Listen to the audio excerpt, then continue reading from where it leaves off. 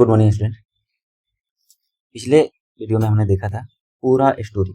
आज हम लोग इस चैप्टर का आंसर क्वेश्चन देखेंगे कंप्रिहेंशन के साथ, क्योंकि कंप्रिहेंशन उसमें किया था लेकिन मैं बोल के करा दिया था और आपको चाहिए लिख करके। बहुत सारे बच्चों का कहना था कि सर लिख करके हमको बता दीजिए इसमें कि हमको लिखने में आसानी हो, समझने में आसानी हो।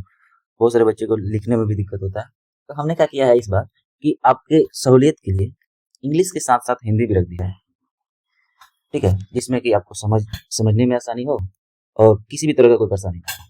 चलिए, तो चैप्टर का नाम है आपको पता है, पिछली क्लास में हम लोग पूरा स्टोरी इसको देख चुके हैं the best Christmas present in the world. इसका हिंदी होता है दुनिया का सबसे अच्छा क्रिसमस उपहार, ठीक है।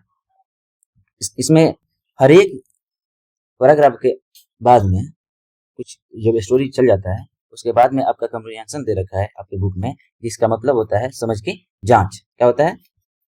समझ की जांच।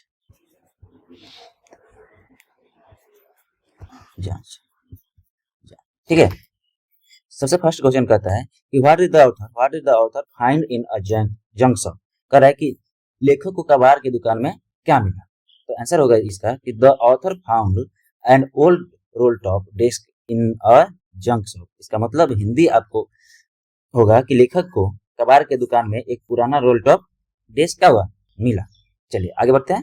दूसरा क्वेश्चन कहता है कि what did the find in a secret drawer, who do you think had put it there. मतलब आपको क्या लगता है कि उसे वहां किसने रखा होगा, ठीक है। चलिए इसका आंसर देखते हैं। कह रहा है कि आंसर में कि he found a small black tin box containing James last letter. मतलब कि उसे एक छोटा काला टीन का डिब्बा मिला। It was probably kept there by Mrs Jim McPherson. मतलब कि जिसमें जिम का क्या था, पत्र था। क्या था वह? जिम का पत्र था। संभवतः उसे कौन रखा होगा? कौन रखा होगा बाबू? श्रीमती मैकफेरसन ने रखा होगा, ठीक है। कंप्रिहेंशन 2 का फर्स्ट क्वेश्चन देखिए। Who had written the letter to home and when. मतलब पत्र किसने, किसे और कब लिखा था। तो कह रहा है आंसर में कि gym मैकफेरसन had written the letter to his wife Connie McPherson on December 26, 1914। मतलब कह रहा है कि जिम मैकफेरसन ने अपनी पत्नी को कोनी को क्या कहा था, 26 दिसंबर 1914 को यह पत्र लिखा था। क्वेश्चन में कह रहा था कि पत्र किसने, किसे और कब लिखा था। तो आंसर है आपका कि जिम मैकफेरसन ने अपनी पत्नी को 26 दिसंबर 1914 को यह पत्र लिखा था, ठीक है। दूसरा क्वेश्चन देखते हैं हम लोग। Why was the letter written. मतलब कि पत्र क्यों लिखा गया। What was the wonderful thing that had happened. मतलब कि वह कौन सी अद्भुत बात थी जो घटित हुई थी, ठीक है। आगे आंसर कहता है कि the letter was written to describe a wonderful event that happened on Christmas day. यह पत्र क्रिसमस के दिन घटी एक अद्भुत घटना का वर्णन करने के लिए क्या लिखा गया था। The British and German soldier who are at war celebrated Christmas together by sharing food, drinks and playing a football match in no man's land. मतलब इसका हिंदी कहता है कि ब्रिटिश और जर्मन के सैनिक जो आपस में युद्ध लड़ रहे थे, क्या कर रहे थे, जो आपस में युद्ध लड़ रहे थे, उन्होंने नो मैंस लैंड, यानी कि नो मैंस लैंड का मतलब होता है कि जो दोनों तरफ से युद्ध लड़ता है लोग बंकर बना करके, और बीच में जो खाली जगह रहता है उसी को हम लोग क्या बोलते हैं, नो मैंस लैंड बोलते हैं। उसमें एक साथ खाना खाया, पिया, हर चीज साझा किया और क्रिसमस के दिन फुटबॉल का मैच खेला, ठीक है। आगे कहता है, तीसरा नंबर क्वेश्चन कहता है कि what job did Hans Wolf and Jim McPherson have when they were not soldiers. मतलब जब हैंस वुल्फ और जिम मैकफेरसन सैनिक नहीं थे तब वे क्या काम करते थे। तो आंसर इसका होगा कि before joining the army Hans Wolf played the cello in a orchestra इन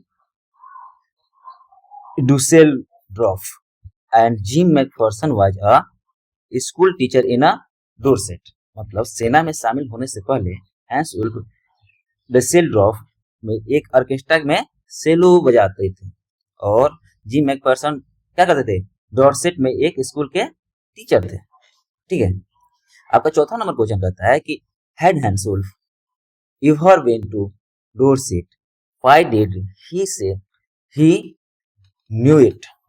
मतलब क्या हैंसुल्फ कभी डॉर्सेट गया था, उसने ऐसा क्यों कहा कि वह उसे जानता था। ठीक है, कह रहा है कि नो हैंड्स, नो यानी कि नहीं गया था। Hans Wolf had never been to Dorset, he said he knew it because he had learned all about England from school and from reading book in English, especially Thomas Hardy novel for from the Madding crowd. Madding crowd नहीं, हैंसुल्फ कभी Dorset नहीं गया था। उसने कहा कि वह इसे जानता था क्योंकि उसने स्कूल में और इंग्लिश की किताब में पढ़कर इंग्लैंड के बारे में सब कुछ सीखा था, विशेष रूप से थॉमस हार्डी के उपन्यास फॉर फ्रॉम द मैंडिंग क्राउड से। ठीक है, अगला क्वेश्चन कहता है 5 number, do you think he Macpherson come back from the war, who do you know this. क्या आपको लगता है कि जिम मैकफर्सन युद्ध से वापस आया था, आप यह कैसे जानते हैं। ठीक है, तो आंसर कहता है कि नो, मैकफर्सन क्या हुआ था, युद्ध से वापस नहीं आया था। ठीक है, it is likely that gym Macpherson did not come back from the war. This is evident because the letter was kept inside a tin box with a note starting it was Jim last letter. ठीक है, and his wife Connie waited for him until she was 101 years old, still mistaking the visitor for Jim. इसका हिंदी देखो यहाँ पे, इसका हिंदी है कि नहीं, ऐसा लगता है कि जिम मैकफर्सन युद्ध से वापस नहीं आया था। ठीक है, यह इस बात से पता चलता है क्योंकि पत्र को एक टीन के डिब्बे के अंदर रखा गया था जिस पर एक नोट लिखा था कि जिम का आखिरी पत्र था। ठीक है, और उसकी पत्नी कोनी ने 101 साल की उम्र में तक इसका इंतजार किया, यहाँ तक कि उसने आने वाले मेहमान को भी जिम समझ लिया था। ठीक है, आपका अगला कंप्रीहेंशन कहता है कि लेखक ब्रिजपोर्ट क्यों गया, यानी कि why did the author go to Bridgeport. इसका मतलब है कि the author went to Bridgeport to find Mrs Connie McPherson and deliver her husband Jim's letter back to her which he had found in an old roll top desk. लेखक Mrs Connie McPherson को ढूंढने और उनके पति gym का वह पत्र उन्हें लौटाने के लिए ब्रिजपोर्ट गया था। ठीक है, जो उसे एक पुराने रोल टॉप डेस्क में मिला था। अगला क्वेश्चन कहता है कि how old was Mrs McPherson now, where was she. Mrs McPherson अब कितने साल की थी, वह कहाँ थी, तो आंसर देखते हैं। इसका आंसर कहता है कि Mrs McPherson was 101 years old now, यानी कि मिसेज मैकफर्सन अब एक वर्ष की थी। She was living a Wellington House nursing home on the Dorchester Road, मतलब कि वह डॉर्चेस्टर रोड पर स्थित वेलिंगटन हाउस नर्सिंग होम में रह रही थी। ठीक है, रह रही थी नर्सिंग होम में रह।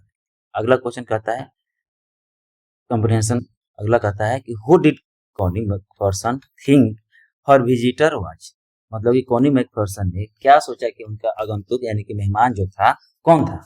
ठीक है, तो आंसर इसका होगा कि Connie Macpherson thought that the visitor was her husband, कि कॉनी मैकफर्सन ने सोचा कि जो मेहमान आया है उनका कौन है, पति है।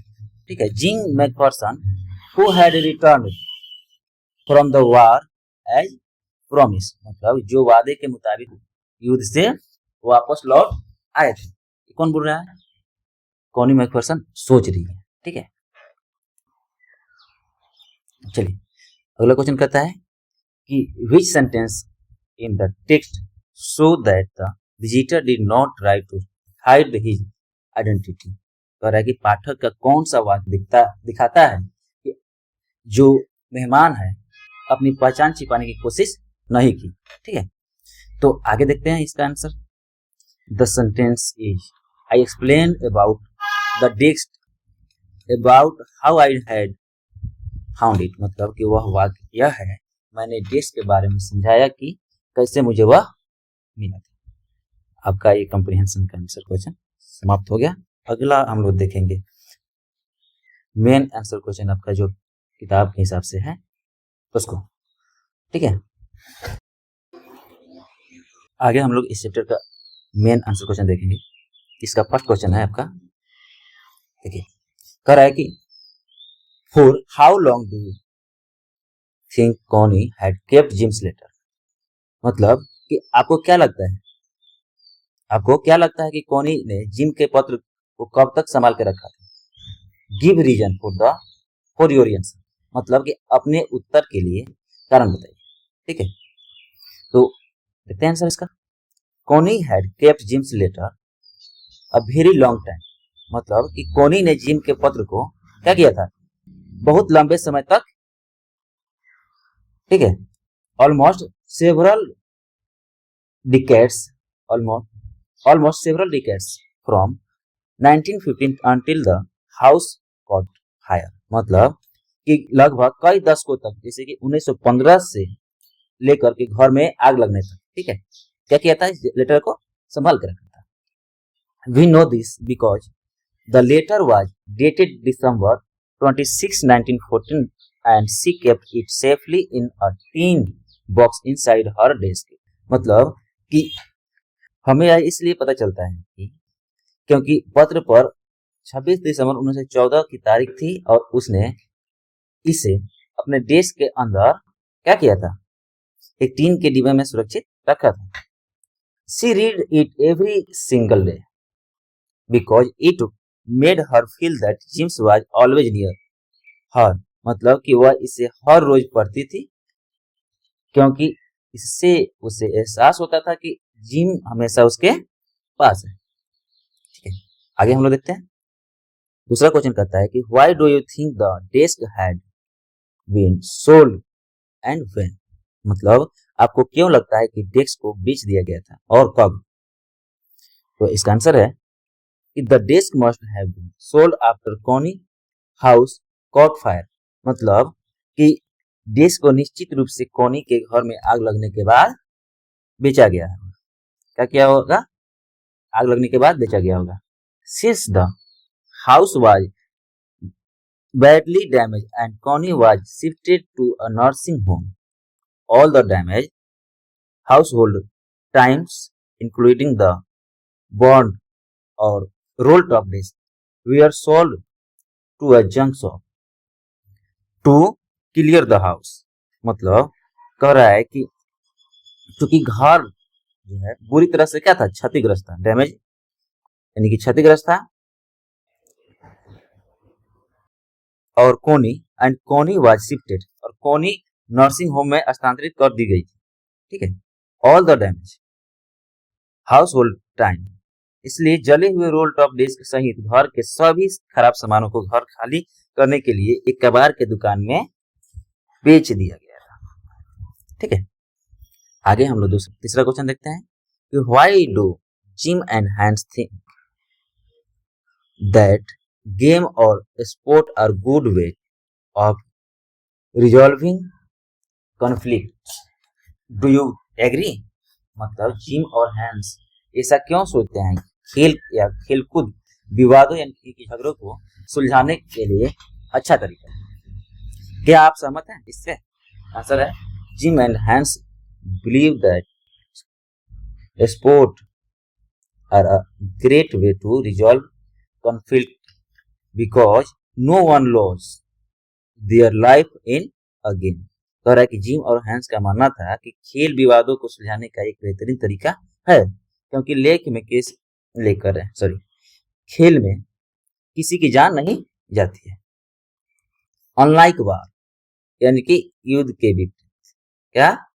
युद्ध के विपरीत। अ football match does not leave children और ऑर्फेंड और वाइव विडोज।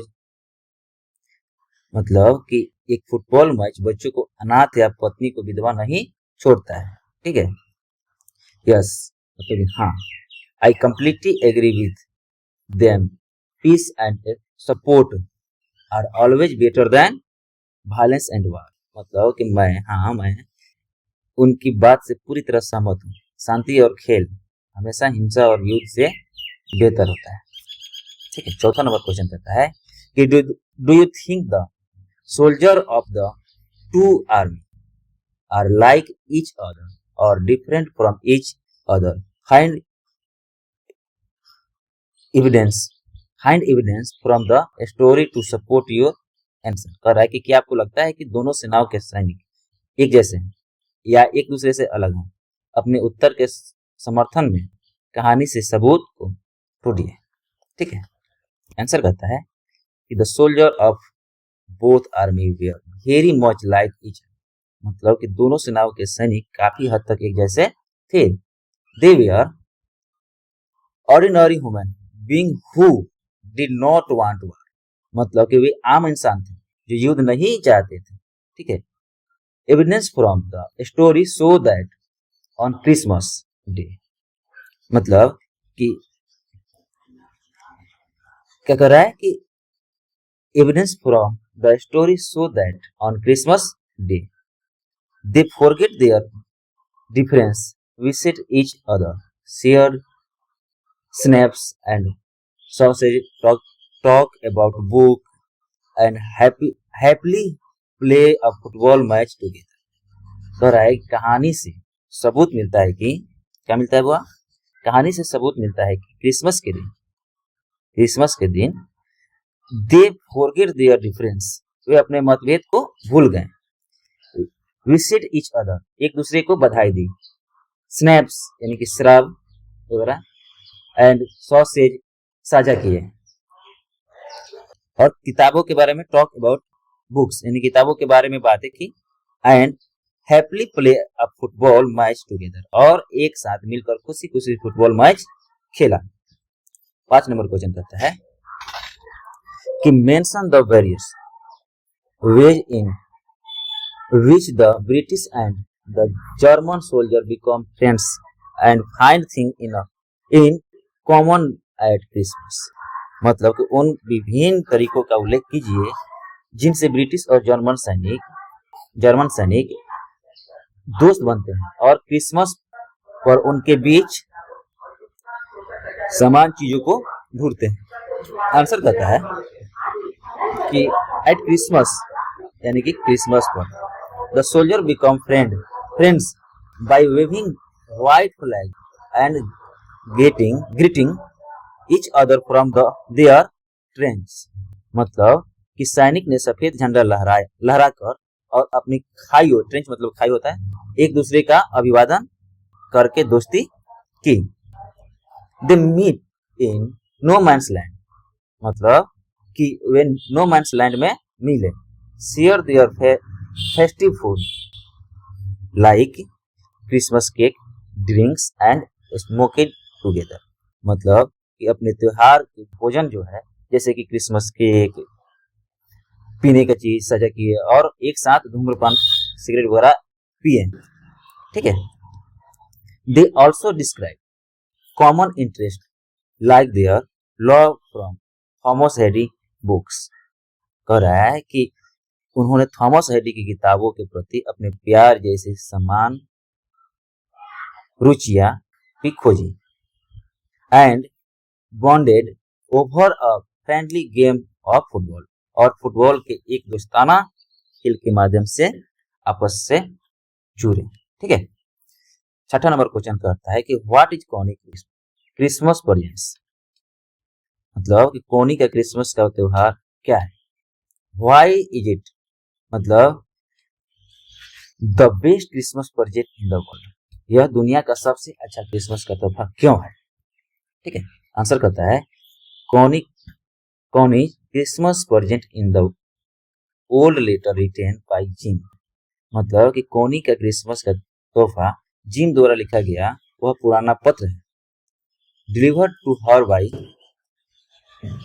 द ऑथर, जिसे लेखक ने उसे लाकर दिया था। However in the confuse mental state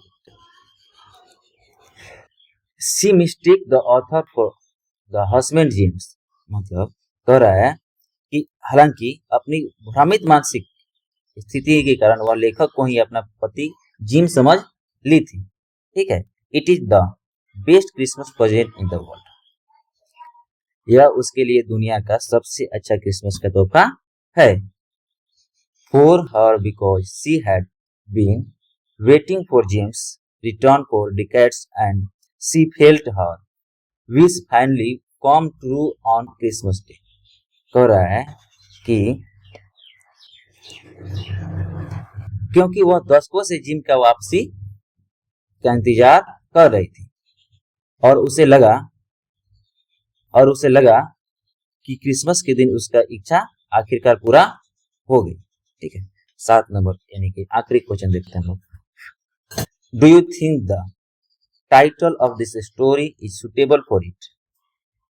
क्या आपको लगता है कि इस कहानी का शीर्षक इसके लिए उपयुक्त है? Can you think of any other titles?